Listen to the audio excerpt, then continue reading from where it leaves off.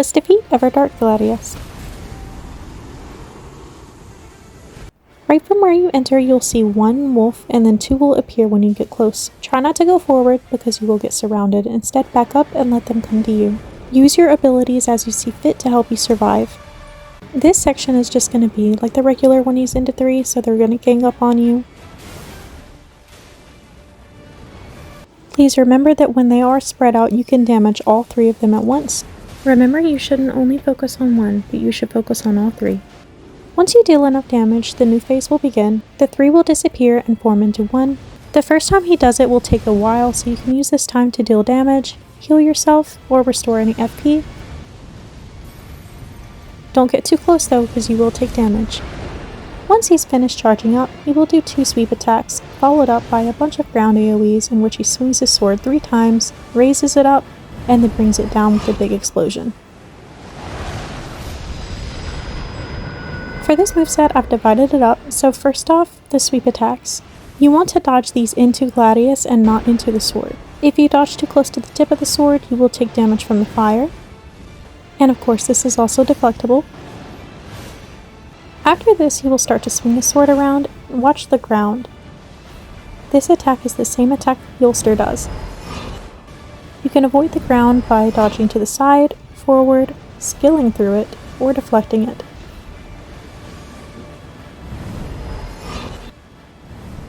The closer you are, the more dangerous it is to dodge, but you also get to get in quite a bit of damage. When you're farther away, you can start to see the AoE is actually a circle and then a bunch of lines. This combo can be performed by Gladius again at any point throughout the fight, but you may notice his charge-up time has decreased dramatically.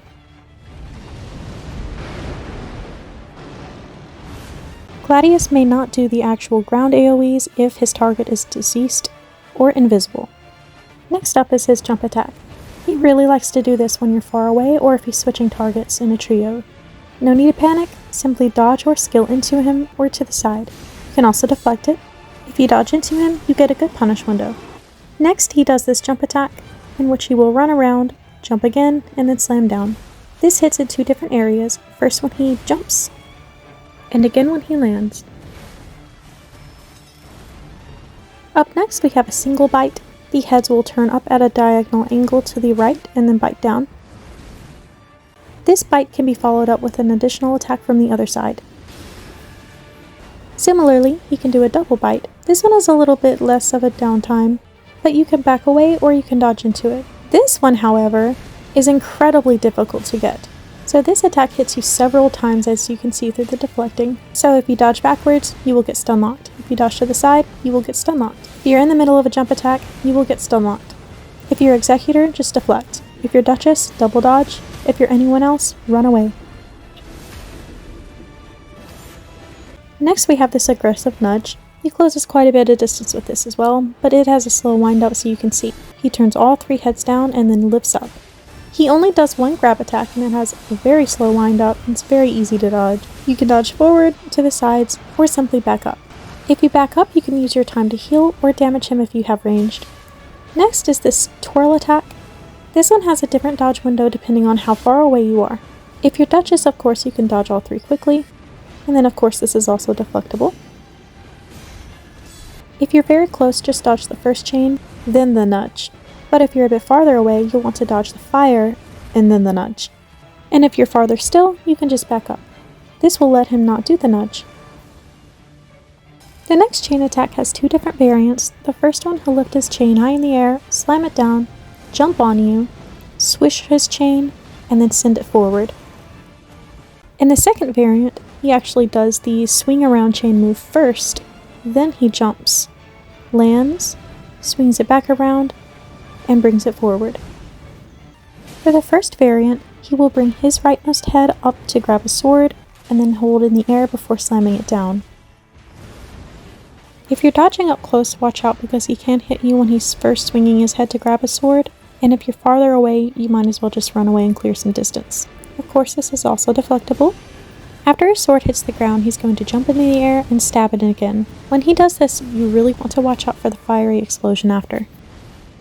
On the second variant, he starts out by grabbing a sword, swinging it around twice, and then jumping. Simply dodge this one the same way we did the similar chain attack from earlier, except also incorporate the jump attack this time. For both versions of this attack, after he lands, he will swing his sword around. You don't want to stay too close as the chain can hit you, so I like to back up for the swing and then I go to the right for the additional follow-up.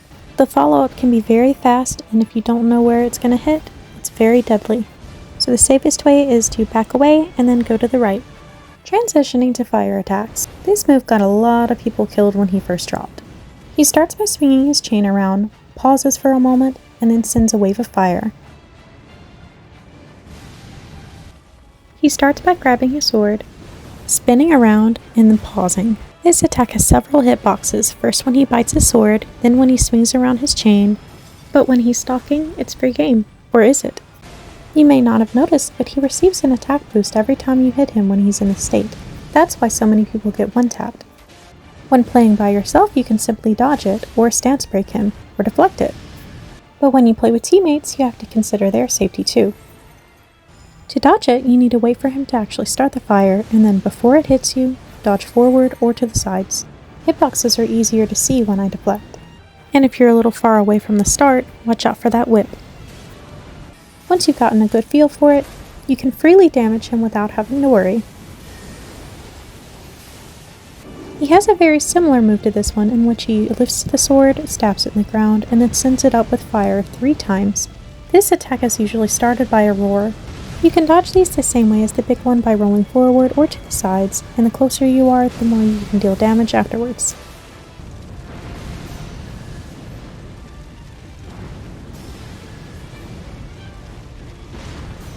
If you're playing with more than one player, however, a different player will be targeted with each fire follow-up.